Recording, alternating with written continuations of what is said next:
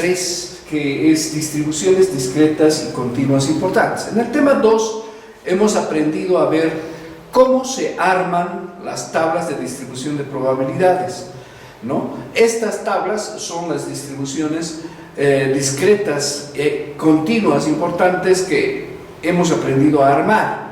Además, en el tema 2 ya hemos visto una de las distribuciones importantes, que es la distribución hipergeométrica. Y estamos en conocimiento que estas distribuciones son fórmulas que nos facilitan mucho el cálculo de la probabilidad en espacios muestrales muy grandes, ¿no? Entonces, en este tema 3 vamos a concentrarnos más en las distribuciones discretas para variables aleatorias discretas y continuas para variables aleatorias continuas, y las más importantes y usadas en lo cotidiano que tenemos, ¿no? Entonces, dentro de las distribuciones importantes tenemos en las discretas la distribución de Bernoulli, la distribución binomial, la distribución de Poisson y la distribución hipergeométrica, ¿no? Y dentro de las distribuciones continuas más importantes tenemos la distribución normal, que realmente es la más importante de todas estas que estamos viendo, ¿no? Y además la distribución T de Student, la chi cuadrado y la Fisher. Estas distribuciones de aquí, estas 3, son distribuciones que se aplican ya para prueba de hipótesis y para inferencia estadística, ¿no? Estas las vamos a ver un poco después, pero las que vamos a ver en este tema llegan a las que estamos hablando ahora. Entonces vamos a ver otras distribuciones, así como la hipergeométrica que habíamos visto en el tema 2, que han sido analizadas en la realidad y estudiadas por matemáticos. Entonces vamos a empezar con lo que es la distribución de Bernoulli, que es como que lo básico, lo más sencillo que se avanzó a un principio, y que de ahí también se pudo establecer otra distribución que en base a esta genera un modelo para poder hacer el cálculo de una tabla de distribución de probabilidades. Acuérdense que las variables aleatorias tienen que ver con la distribución de probabilidades. Entonces, y el generar las tablas, ¿no? El fin de una distribución de probabilidades o de una variable aleatoria es generar justamente una distribución de probabilidades, que es una tabla. Entonces, fíjense cómo se armó esta, ¿no? Nos dice la distribución de Bernoulli. Hay muchos experimentos que solo tienen 2 resultados posibles: éxito y fracaso. Luego, el espacio muestral para este tipo de ensayo, omega, sería éxito y fracaso. Un experimento con estas características se llama un ensayo de Bernoulli. Y cuando decimos un ensayo, es decir, un solo experimento analiza esta distribución de Bernoulli. Entonces se define la variable aleatoria x de tal manera que x es el número de éxitos en un ensayo de Bernoulli. Entonces, ¿cuántos éxitos tenemos y cuántos fracasos? Y si vemos el espacio muestral, ¿es un éxito o un fracaso? Simplemente, ¿no? Entonces, el rango se lo genera estableciendo que el valor del fracaso es 0 y el valor del éxito es 1. Entonces, lo que vamos a contar es el número de éxitos que vamos a tener, ¿no es cierto? En base a esto, el número de éxitos que vamos a tener. Luego, la variable aleatoria x se llama variable aleatoria de Bernoulli, y conocemos ya esta gráfica del anterior tema, en la que vemos el espacio muestral con sus 2 elementos, éxito y fracaso, la variable aleatoria que cuenta el número de éxitos y dice, pues hay un éxito y hay 0 éxitos, ¿no? 0 y 1, y ese vendría a ser el rango. Entonces, bastante simple, como ustedes verán. Ahora, Bernoulli lo que determinó es que se denomina P minúscula a la probabilidad de éxito y Q a la probabilidad de fracaso, ¿no? Y Q, como sabemos en el tema 1, es el complemento de P. Es decir, Q lo podemos calcular como 1 menos P, ¿no? 1 menos P es igual a la probabilidad del fracaso, ¿no? Entonces, esta Q, podríamos decir que 1 está representando la probabilidad del espacio muestral, menos P, que es la probabilidad de éxito, y solamente son esos 2 componentes. Entonces, es su complemento. La distribución de probabilidades de Bernoulli se presenta en la siguiente tabla y gráfica. Entonces la tablita es bastante simple, fíjense, nos dice el rango con sus valores 0 y 1, X, 0 y 1, y sus probabilidades, como habíamos acordado. Para 1, que es el éxito, P, y para 0, que es el fracaso, 1 menos P o Q. ¿No es cierto? Y luego esto se ha ido graficando, ¿no? Esta es una gráfica en el supuesto de que tenemos valores en probabilidades, ¿no? Sabemos que para el valor 0, por ejemplo, fíjense, hay un 60% de probabilidad, y para el valor 1 hay un 40%. Pero, ¿y cómo han hecho el cálculo de probabilidades? Ese es un poco el tema, ¿no? Y eso es lo que vamos al lanzamiento de una moneda. Bien, sabemos que el espacio muestral es cara y cero, ¿cierto? Y aquí se establece la variable aleatoria X, que nos dice que sacar cara es el éxito, ¿ya? Sacar cara es el éxito. Entonces, por complemento, el sacar sello va a ser el fracaso, ¿no es cierto? Entonces, el establecimiento de números, sacar cara el éxito, de acuerdo a lo que es Bernoulli, le asignamos el valor 1. Entonces, su rango evidentemente va a ser 0 éxitos si saco sello, ¿no? Y un éxito si saco cara. Estos son los valores del rango, ¿no? Y si nosotros hacemos la tablita de distribución de probabilidades, aquí tenemos el valor 0, el valor 1, y tenemos su probabilidad X, ¿no? Entonces la probabilidad de 0, que está relacionado con el sello, sería un medio, porque es un elemento de 2, y con la cara, el éxito también sería su probabilidad un medio, y es un solo lanzamiento, ¿no es cierto? Aquí podemos ver que normalmente, como hemos entendido, la probabilidad la calculamos con el número de elementos que tiene el evento A sobre el número de elementos que tiene el espacio muestral omega, ¿no? Eso es lo que hemos hecho para calcular el un medio tanto del sello como de la cara, ¿no? Y hay que entender que 0 se está refiriendo a sacar sello, y esto se entiende como el, y 1 se está entendiendo como sacar cara, y este es el éxito,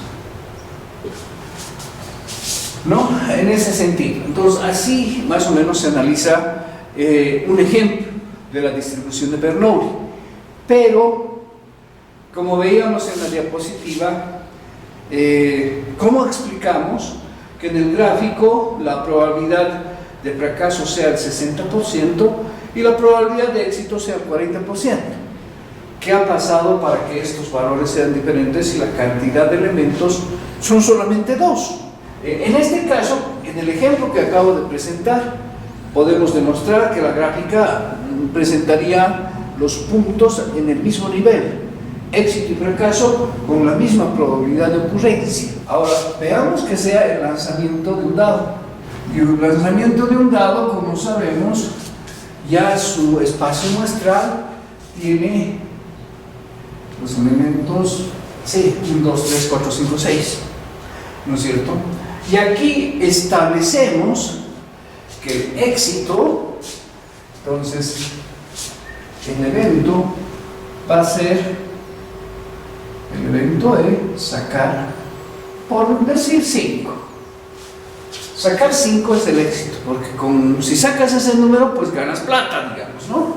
Y por lo tanto, el fracaso, sacar un número. Entonces, el evento E de éxito vendría a ser igual al elemento 5. Y el evento fracaso vendría a ser igual al resto de los números, es decir, 1, 2, 3, 4 y 6. Ese sería el evento del fracaso.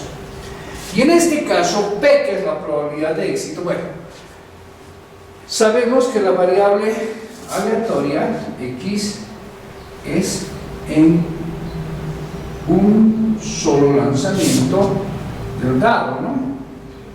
Entonces aquí sabemos que lo que vamos a asignar son los valores 0 y 1, ¿no? Entonces el rango, igual que en la anterior situación, serían 0 y 1. Y sus probabilidades, en este caso, estamos viendo los eventos éxito y fracaso. Entonces, para armar la tabla, nuevamente estoy estableciendo los valores de X como 0 y 1. Y las probabilidades de X, es decir, la probabilidad P, que es la probabilidad de éxito, la calculamos como la probabilidad de E, ¿no es cierto? Esto sería la probabilidad de P, de Bernoulli, y esto sería igual a un sexto, ¿no? Entonces, el éxito para mí es un sexto, ¿no? En cambio, la probabilidad Q, que vendría a ser 1 menos P, vendría a ser 5 sextos, ¿no? Y esta sería la nueva tabla, que como estamos viendo, la probabilidad en este caso de fracaso es mayor que la probabilidad de éxito, ¿no? Entonces, de esta manera también podemos acomodar muchos experimentos a este análisis y a esta fórmula de la distribución de Bernoulli. Si nos fijamos, Bernoulli genera una fórmula, y vamos a volver a la diapositiva un poquito para ver. La distribución de Bernoulli se escribe como la distribución P de X igual B de X igual a X, es decir, son probabilidades puntuales, donde las calculamos P elevado a X por 1 menos P, y eso elevado a 1 menos X, siendo X solamente los valores 0 y 1, ¿no? Entonces, con esta fórmula yo puedo calcular las probabilidades para cada caso, ¿no? Entonces P, por ejemplo, aquí en este ejercicio que tenemos aquí al lado, podríamos ver, tal vez recorrer un poquito para ver esto, ¿no? Si aplicamos la fórmula, nos dice la probabilidad de X, entonces X va a ser, digamos, 0. ¿A qué es igual? Según nuestra fórmula, sería a que la probabilidad de que la variable aleatoria ha escogido el valor 0, ¿no? Es igual a 0, es decir, igual al fracaso, igual a no haber sacado el número 5. ¿A qué es igual esto? A P, que viene a ser la probabilidad de éxito, que es un sexto, eso elevado a X, es decir, elevado a 0, multiplicado por 1 menos un sexto, pero esto elevado a 1 menos 0, ¿no? Si hacemos el cálculo aquí, un sexto elevado a 0 es 1, y 1 menos un sexto sabemos que es 5 sextos, y eso elevado a 1 es el mismo valor, ¿no es cierto? Entonces aquí 1 por 5 sextos nos da 5 sextos, y la probabilidad entonces para 0 es igual a 5 sextos, que podemos constatar que en nuestra tabla para 0 es 5 sextos, ¿no? Entonces podemos aplicar esta fórmula para diversos casos en los que podemos hacer el cálculo de probabilidad basados en ello. Y para completar el modelo, veremos un poco la diapositiva, tenemos dos valores que son importantes para resumir estas tablas, ¿no? Que hemos dicho que son la esperanza matemática μ, que sabemos que su fórmula es X por P de X, ¿no? Entonces 0 por Q y 1 por P. 0 por Q va a ser 0, más 1 por P, entonces el resultado va a ser P, ¿no? Entonces, si yo digo cuál es la esperanza matemática de acuerdo a Bernoulli en este ejemplo, entonces la mu va a ser igual a P, y P sabemos que es 1/6. Esa sería la media, ¿no? O la esperanza matemática. Y si nos vamos a ver la varianza también, esta es otra fórmula de cálculo de la varianza, fíjense, nos dice la varianza es igual a la esperanza cuadrática de la X menos la esperanza elevada al cuadrado, ¿no? Y esto ya habíamos manejado en el tema 2 cuando veíamos el caso de cómo se calcula la esperanza cuadrática. Entonces es como todos los valores del rango elevados al cuadrado por su probabilidad y sumados. Esa es la esperanza cuadrática. Entonces 0 al cuadrado por Q y 1 al cuadrado por P, menos la esperanza que sabemos que es P, como hemos visto, elevada al cuadrado. Resolviendo esto tendríamos como resultado P menos P al cuadrado, ¿no? Y factorizando obviamente P, tendríamos P por 1 menos P, y eso en realidad la varianza es P por Q, ¿no? Porque 1 menos P es Q, P por Q sería la varianza. Entonces yo quiero calcular aquí la varianza para este ejercicio según la distribución de Bernoulli. Lo que tengo que hacer es P por Q, es decir, 1/6 multiplicado por 5/6, y esto sería 5/36 hago, ¿no?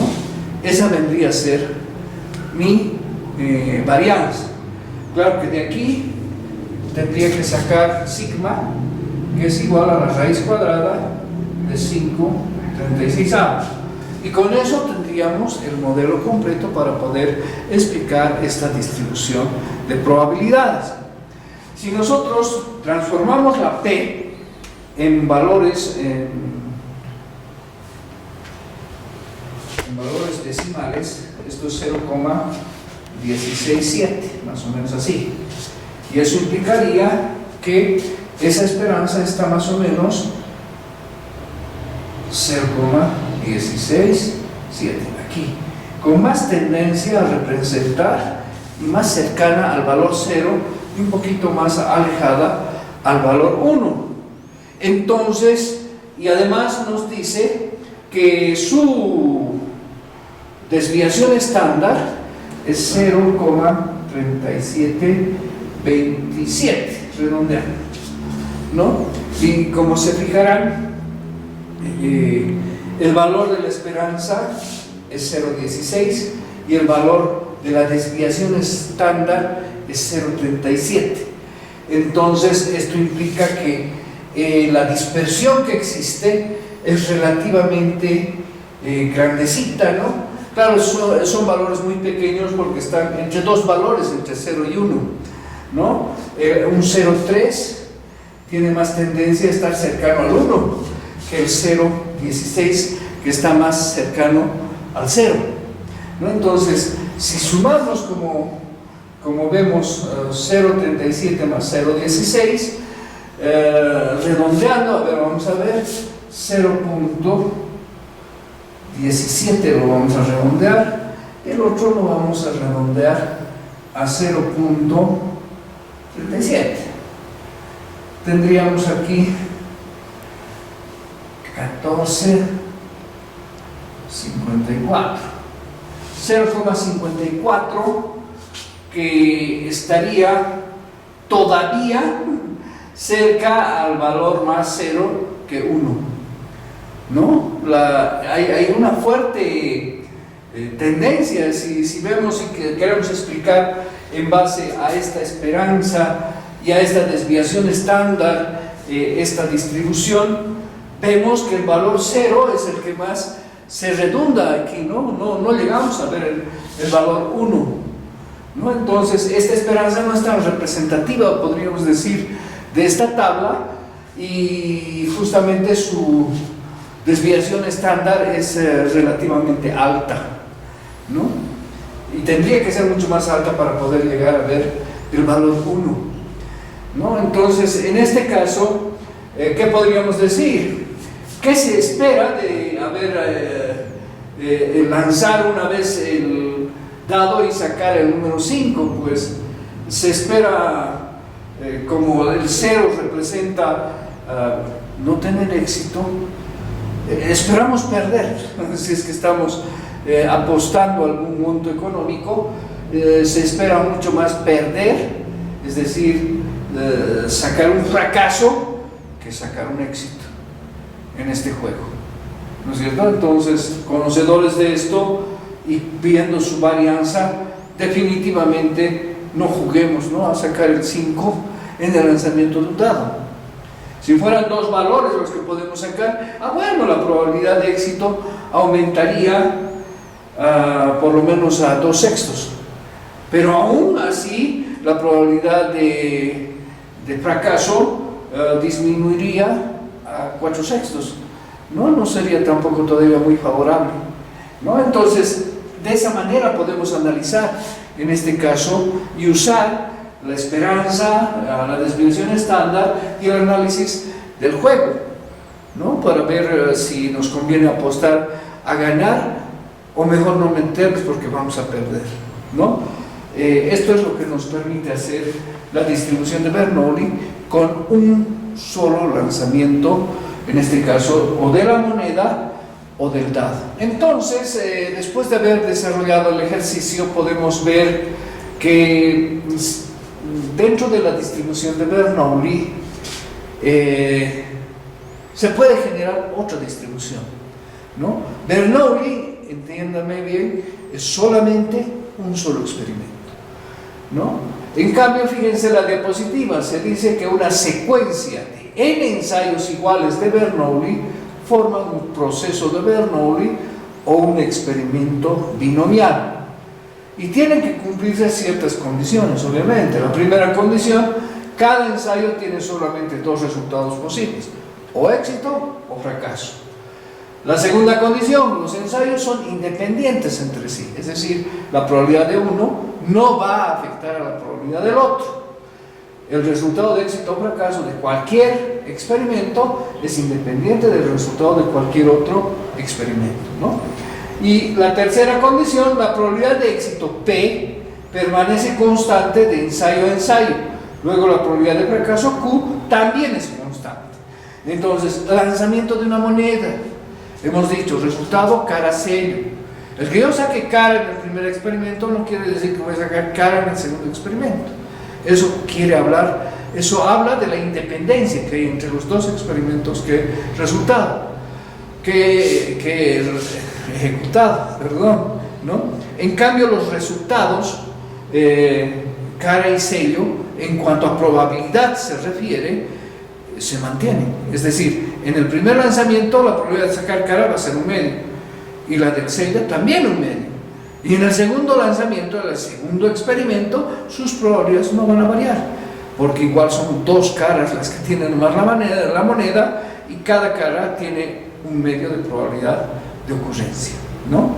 A eso se refiere un poco esto. Igual con el dado podríamos poner el mismo ejemplo, pero lo interesante aquí es que ya estamos entrando a lo que es un experimento binomial y a entender lo que es un experimento binomial. Es decir, no es lo mismo que Bernoulli, es una sucesión de muchos experimentos Bernoulli que sabemos que tienen 2 resultados, éxito y fracaso. Sabemos que estos ensayos o estos experimentos son independientes y que sus probabilidades, por lo tanto, tanto de éxito como de fracaso, se van a mantener.